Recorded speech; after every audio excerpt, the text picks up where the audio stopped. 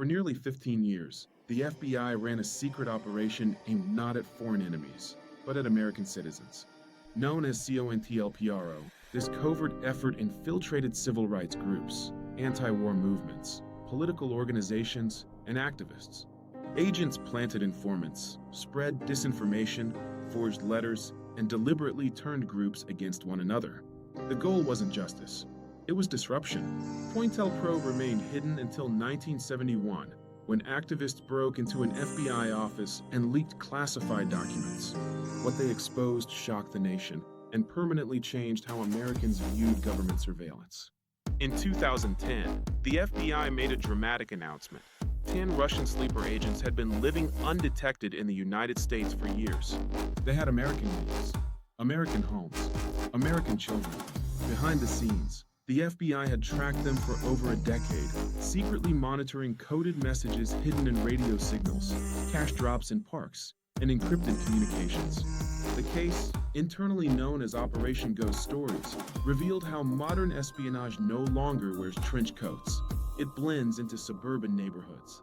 During the Cold War, the FBI and CIA approved one of the most ambitious surveillance missions ever attempted. They secretly dug a tunnel beneath the Soviet embassy in Washington, D.C., hoping to intercept classified communications. The operation took months, cost millions, and required absolute secrecy. There was just one problem. The Soviets already knew. The entire tunnel was compromised from the start due to a mole inside Western intelligence. The FBI never publicly admitted how little intelligence was actually gained, making Monopoly one of the most elaborate intelligence failures in U.S. history. For over 2 decades, the FBI ran a fictional defector, a fake intelligence source designed to confuse the Soviet Union. The operation fed carefully crafted information, mixing truth with lies, forcing Soviet analysts to waste enormous resources verifying intelligence that wasn't real. Operation Shocker wasn't about arrests. It was about misdirection, deception, and psychological warfare.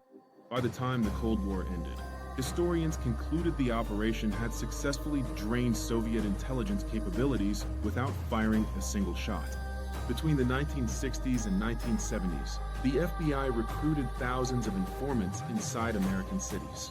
Officially designed to monitor potential unrest, the Ghetto Informant Program tracked political groups, community leaders, and social movements, often without evidence of criminal activity.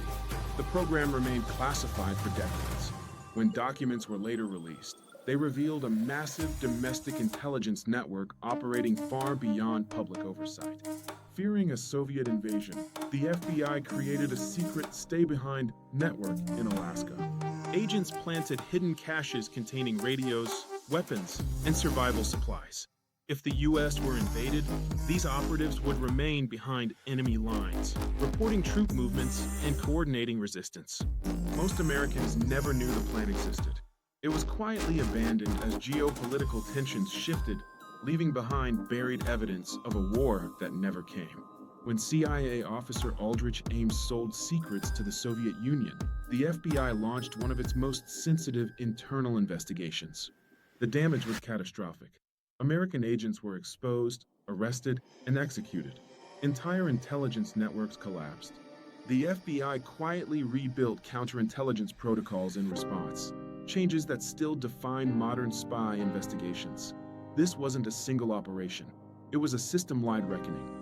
Behind its harmless name, Operation Lemonade focused on understanding how Soviet spies were recruited, trained, and psychologically controlled. The FBI used defectors and double agents to map espionage behavior, not just who spies were, but why they betrayed. Much of modern counterintelligence profiling originates from this secret research. In the early 2000s, the FBI quietly dismantled a global digital piracy empire. Operation Fastlink targeted elite underground networks that distributed pirated software worth billions of dollars.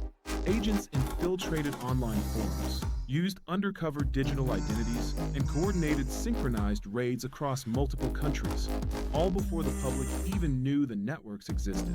It marked the FBI's transition into full-scale cyber warfare. For decades, the FBI quietly maintained secret files on writers, musicians, politicians, scientists, and activists. Some files contained legitimate security concerns. Others were based on rumors, political pressure, or ideological fear.